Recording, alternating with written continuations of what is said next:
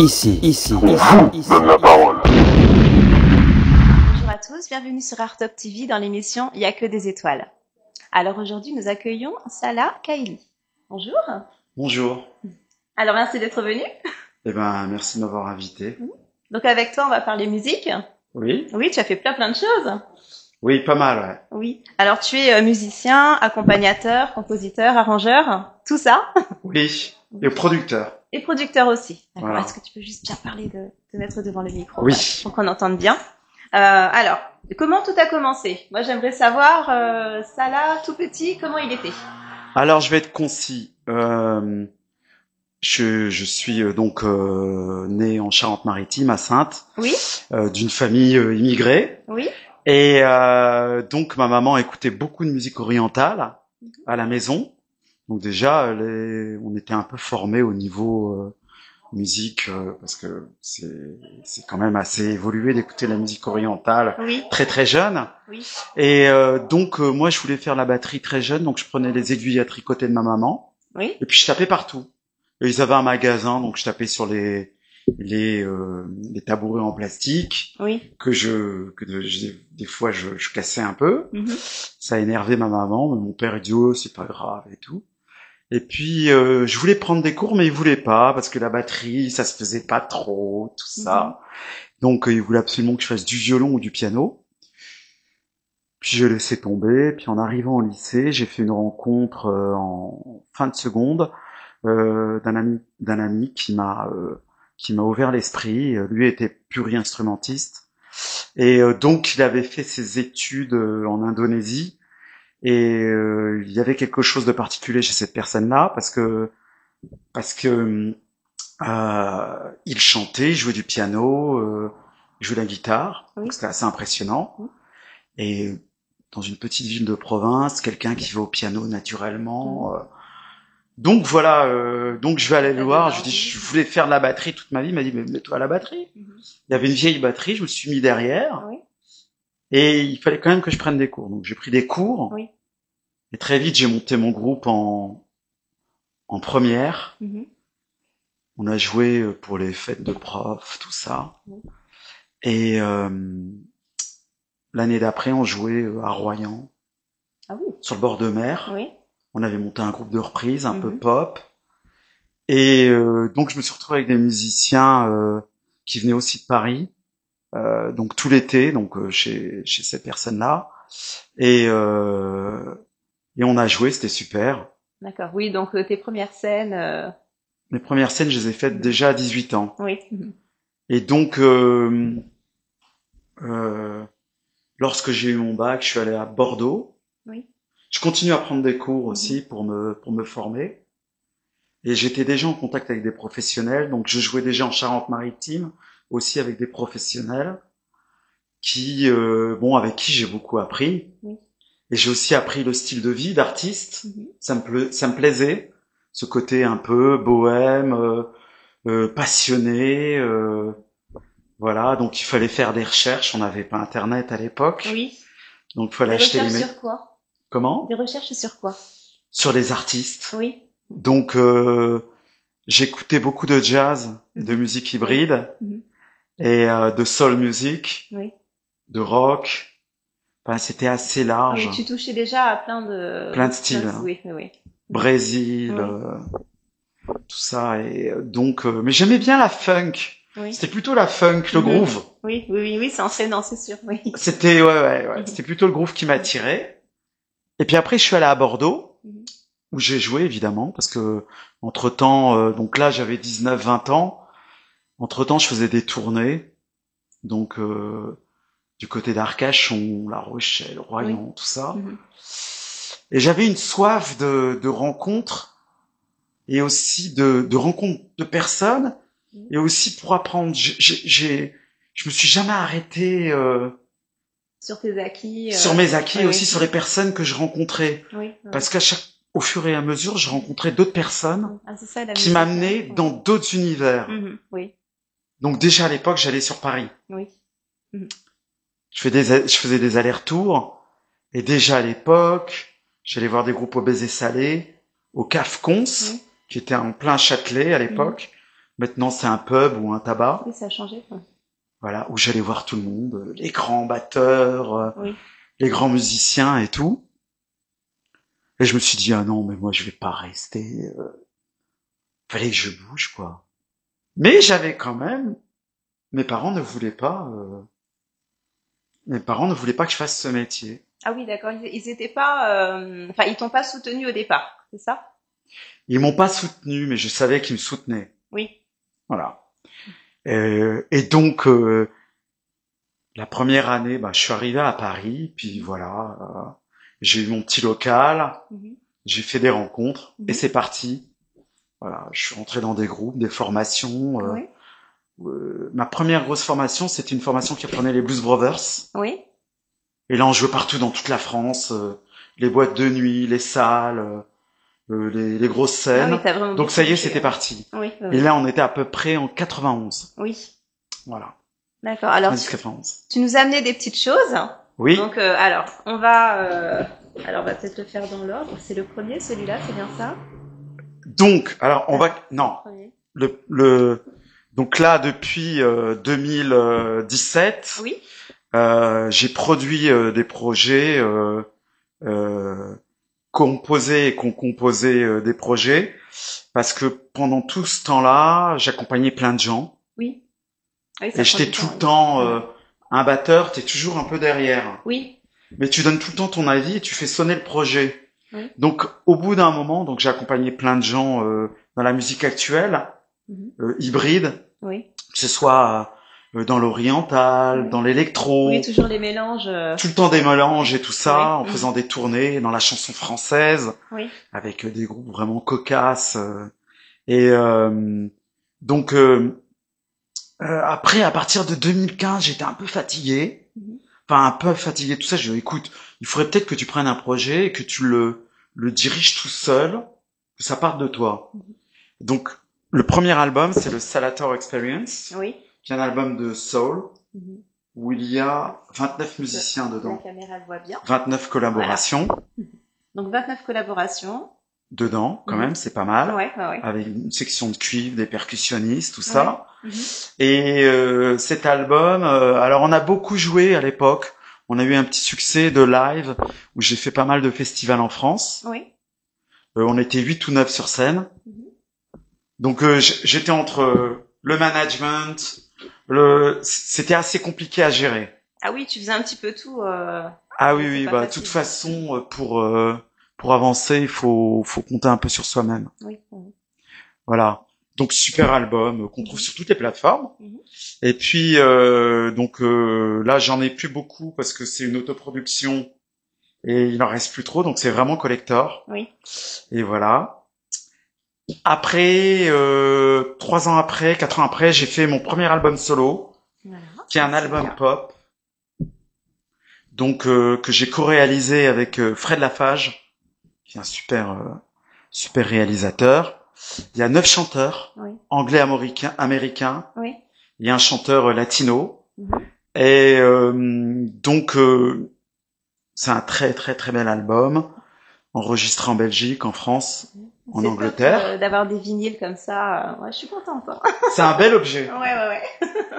Voilà. Vous en aurez un à la fin. Oh. Merci.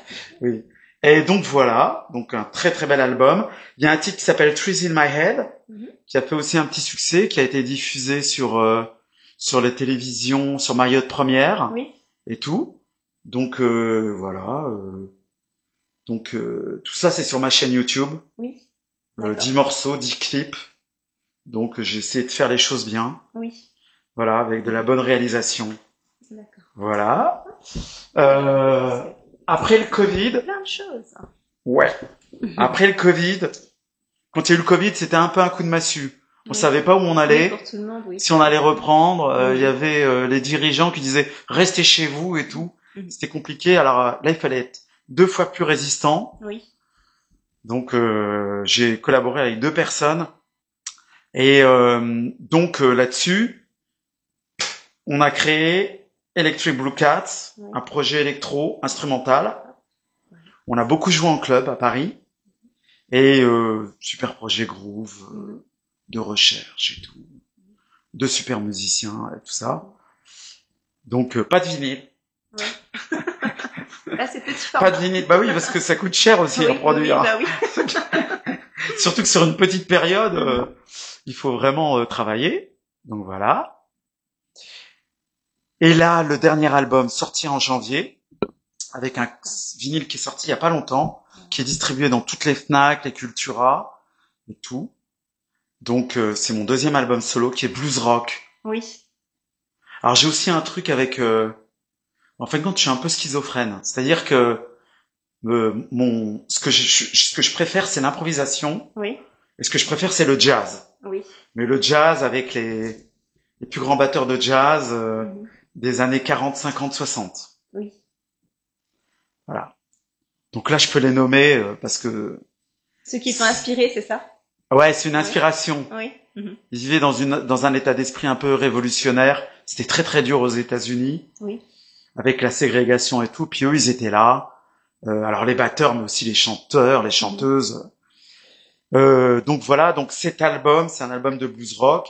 Et le rock, pourquoi j'aime le rock? Parce que ça a été mon premier amour quand j'ai commencé au tout début. Oui. J'ai écouté Police, j'ai écouté des groupes de rock, et quand on commence la batterie, on a envie de taper, Oui. et on écoute du rock. Mhm. Voilà. Et après, on apprend. Alors, je dis pas que le rock, c'est... Mais un bon batteur de rock, c'est assez dur, parce que il y a un son à avoir. Oui, Voilà. oui, oui. Bon, je parle beaucoup, hein. Ah bah c'est normal, tu te présentes. Voilà, bah merci encore pour l'invitation. Alors du coup oui, donc en fait, alors tu as plusieurs projets, hein, plusieurs formations. Alors est-ce que c'est avec les mêmes équipes? Parce qu'il y a enfin est-ce que tu gardes les mêmes équipes dans tes projets? Alors sur les deux derniers projets, Electric Bookat et Out of the Blues, c'est les mêmes équipes. Oui, voilà, Et il y a un c'est ce que j'ai cru chanteur, voir, Eric oui. Larsen, Oui. Eric D. Larsen, qui est un ami que je connais depuis très longtemps, qui s'est rajouté à cette équipe-là. Oui, Donc c'est du Electric Bookat mais en rock. oui, d'accord. Voilà. Et alors, est-ce que toi, tu penses pouvoir switcher sur un autre style, comme tu aimes justement les mélanges Le prochain style, ça va être un style beaucoup plus simple, Ah oui, t'as déjà ton idée. enregistré vraiment en live avec bon, là c'est enregistré en live, mais il y a la production derrière. Oui. Donc ça prend beaucoup de temps. Mhm. Par exemple, le Salvatore Experience, ça a pris 2 ans. Mon album solo, ça a pris 1 an et demi. Mhm. Out of the Blues, ça a pris 1 an et demi. Oui. Donc c'est très très dur Mhm. sur la longueur, sur le temps, sur le moral, le mental. Les Triple Cats, ça a pris 1 an. Donc ça va être un projet beaucoup plus live, beaucoup plus organique, qui va être produit très simplement. Oui, mais on voit sur ta page Instagram en fait que vous enregistrez vraiment avec les instruments en studio, hein, donc oui, ça prend du temps. Oui, on enregistre en live et après sur cette base-là, on produit, Oui. on réalise. Mhm. Voilà. Donc oui, ça prend du temps. Parce que moi j'aime bien le gros son. Oui. Je fais un peu partie de cette génération des années 80 et 90, c'est-à-dire un peu la période des gros studios, parce que à un moment j'ai enregistré dans des gros studios en Angleterre, Oui. à Londres, à Newcastle, dans le studio Arai de Elvis Costello, Oui. à Rich Farm, donc des studios où Manu Katché allait, tout ça. Il y avait les grands groupes, où t'as des groupes comme Led Zeppelin, comme Portishead, tout ça qui ont enregistré. Et c'était vraiment la période du gros son, quoi. Et j'aime bien le gros son. Voilà. Donc j'aime bien le gros son comme Simple Minds, Tears for Fears, tout ça. Parce que j'ai quand même un rapport avec l'Angleterre très très fort. Parce que quand on allait en Angleterre, dans les années 90, on prenait notre claque. Oui. À Londres, il y avait les plus belles boîtes de nuit, avec le plus gros son. Il y avait les plus grands studios. T'étais accueilli, tu dormais à côté du studio. T'étais accueilli par des gens mythiques, des ingénieurs du son très la connus. vraie vie d'artiste. Hein. Oui, c'était vraiment, Alors je dis pas qu'en France, on a aussi des grands studios, mais en Angleterre, il y avait le savoir-faire de l'accueil, le côté très british, un peu fair play, très ouvert d'esprit, qui te juge pas et qui vraiment était tout le temps en admiration, quoi. Donc quand ils étaient derrière une table, Donc j'ai enregistré à Rail dans une table héliocentrique où tu as Bob Marley Oui. qui appartenait à Island Records, au fameux producteur de Bob Marley, McLaren, Mhm. Andy McLaren. Ouais. Et donc voilà, donc l'Angleterre, ça a été quand même un sacré choc de ce côté-là dans la production. Donc j'aime bien la production, Oui. j'aime bien la grosse production. Oui, t'avais envie de retrouver la même qualité ici, en fait. Exactement, Mhm. Ouais. d'ailleurs. Ouais. Et j'ai oublié, j'ai coproduit et co-composé un titre en français Oui. avec une chanteuse qui s'appelle Laïla. Oui. Un titre qui s'appelle Orage d'été. Orage d'été. Voilà, D'accord. qui est sorti cet été et Mhm. tout, qui est en français et en arabe. D'accord. On peut le Voilà. retrouver sur YouTube. On, on peut le trouver sur toutes les plateformes. D'accord. Voilà. Donc là, on va préparer une petite promo et tout. Donc voilà. Mais voilà. Alors, est-ce que toi, tu te verrais un jour enregistrer un album avec la musique assistée par ordinateur, la MAO? Toi qui es un vrai batteur. Bah, la MAO, on en fait quand même, parce que quand tu es sur ordinateur, tu travailles sur Pro Tools et sur ces trucs-là, Ouais. tu peux... oui, bien sûr. Et pour Bien la sûr. batterie, est-ce que tu Pour- laisserais ta batterie pour la remplacer? Ah non. Non. Alors, pour remplacer ma batterie, non. Mhm. Mais par exemple, j'ai produit des titres où j'ai programmé, Oui. parce que j'ai aucun souci Oui. par rapport à une composition Mhm. à faire quelque chose qui va servir la musique. D'accord. C'est-à-dire la programmation. Mhm. Ça me dérange pas du tout. Oui. Si ça doit servir Mhm. le morceau, Oui. la composition, on utilise un MAO. D'accord. Ah bah Donc super. oui. Alors, qu'est-ce qui fait qu'on reste dans un groupe, qu'on garde les mêmes collègues dans un groupe, sachant qu'il y a beaucoup de groupes qui se séparent? Est-ce que toi, tu as trouvé le secret? Alors déjà, j'ai pas le secret parce que souvent avec les personnes avec qui je joue, on se sépare. Oui. Parce que on a tous, moi j'ai mon projet, mais le bassiste il a son projet, le Oui. guitariste il a son projet, Mhm. et puis après il y a les problèmes de vie. Il y en a qui Oui. peuvent partir à l'étranger, tout ça. Mhm.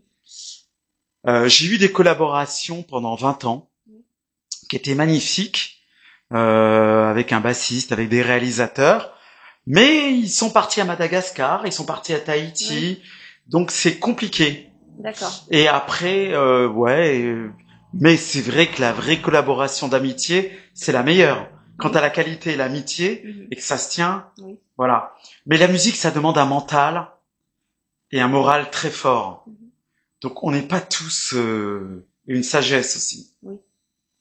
Alors, quand tu fais pas de musique, qu'est-ce que tu fais? Quand je fais pas de musique, je lis, Mhm. je fais du sport, Oui. euh, j'aime la méditation, Mhm. j'aime la nature. Oui. Donc depuis 2016, je suis allé à Cuba, à La Havane. J'ai accompagné un grand pianiste, Mhm. hélas décédé il y a 2 ans à cause du Covid. Et on m'avait appelé pour aller jouer là-bas. Et j'ai rencontré plein de gens à La Havane, à Cuba. Bon, les musiciens cubains, c'est des très très grands musiciens. Mhm. Et donc j'ai été accueilli, j'ai découvert la nature. Donc j'aime beaucoup les Caraïbes. Oui. À l'avenir, je pense que je vivrai là-bas Oui. ou en Amérique du Sud Mhm. pour créer un projet beaucoup plus large Oui. de maison d'artistes, de partage. Oui. Parce qu'il n'y a pas que la musique, Mhm. il y a aussi l'intérêt par rapport à la culture, Oui. à l'écriture, Mhm. euh, à plein de choses. Mhm. Voilà. Mais Alors, oui. je suis assez calme. Hein. Oui. En dehors de la musique, je suis assez calme. Oui. J'aime, je peux être casanier ou je vais aller voir les copains jouer. Je suis assez curieux. Mhm. Donc je sors, je vais dans les clubs, faire la jam, découvrir ce que font les autres. Mhm. Voilà. Alors, les qualités qu'on doit avoir pour être un bon batteur. Pour être un bon batteur, donc c'est très simple. Dans la transmission, parce que j'aime bien aussi transmettre, Mhm. voilà ce que je retiens. Tout d'abord, ce que j'explique aux gens, c'est que faut développer son son, Oui. parce que c'est notre copyright, ce Mhm. sont nos gènes. Donc, avoir un beau son, Mhm. très important, comme chaque instrument. Avoir un très bon tempo, être très, comment dire, ça sert à rien d'être virtuose. Il y a beaucoup de gens qui sont maintenant avec YouTube, avec les tutos et tout ça. Beaucoup de batteurs arrivent très très vite à avoir une technique énorme Oui. et à mettre, comme on voit sur Instagram, il y a beaucoup des shorts de 10 secondes, il y a plein de musique et tout. Mhm. On retient rien, Oui. mais c'est très impressionnant. Mhm. Je pense, faut avoir de la culture, être très ouvert d'esprit, écouter beaucoup de musique. Oui. Euh, Quand on voit ce qui se passe rien qu'en Afrique, que ce soit dans la musique, dans le Maghreb, avec la variété des rythmes, dans le 6/8 et dans toute l'Afrique, c'est quand même, il faut être ouvert d'esprit. Oui. Donc, pour revenir à la question, pour être concis, pour être un bon batteur, il faut être très ouvert d'esprit et avoir un bon tempo, voilà. D'accord. Et apprendre Et après, tous les jours, voilà. voilà. D'accord. Bah, écoute, je te remercie pour tous ces conseils, hein, pour ceux qui veulent se mettre à la batterie. Alors, on arrive à la fin de l'interview. Oui. Est-ce qu'il y a des choses que tu avais envie d'ajouter, de présenter, peut-être des choses à venir? Alors, j'ai un petit trio de jazz qui s'appelle le Cool Jazz Edition. Donc, c'est avec un organiste et une chanteuse. On joue beaucoup sur Paris. Voilà, ça ce sont mes actualités. J'attends une tournée pour le projet Out of the Blues, Oui. qui est d'abord à mettre en priorité. J'ai un clip qui va sortir, un clip live qui va sortir, qui s'appelle Where Are My Shoes. Oui. Donc qui va sortir le 18 septembre Oui. sur YouTube. D'accord. J'ai une chaîne YouTube, Salah Kaili, qui commence à prendre pas mal. Mhm. Je suis sur Instagram Oui. avec plusieurs projets, Electric Blue Cats, Out of the Blues Oui. et Salah Kaili. Oui. Et donc, qu'est-ce que j'ai à dire? Eh ben, je continue à faire de la musique, à m'éclater. Mhm. Et puis voilà. Oui. Bah oui, c'est le principal. C'est le principal, Ouais. je crois. Hein. Faire ce qu'on aime, c'est vraiment important et Voilà. Et rester sage. oui. Et humble. Oui, Voilà. oui, oui, très C'est le important. plus important. Aussi. Oui, oui, oui. Voilà. Bah écoute, Salah, je te remercie d'être venu, hein, et de nous avoir présenté tout ça et ce que tu fais. Voilà. Ben, merci beaucoup. N'hésite pas à revenir, hein, s'il y a d'autres projets, s'il y a des événements. Oui. Bah, c'est super. Mhm. Si on fait une interview, Mhm. il n'y a pas de Tu peux problème. même venir avec ton équipe, tes musiciens. Oui, d'accord. Pas de souci. On fera ça. Bah merci Ok. d'être venu Eh ben, merci beaucoup, Ménaïs.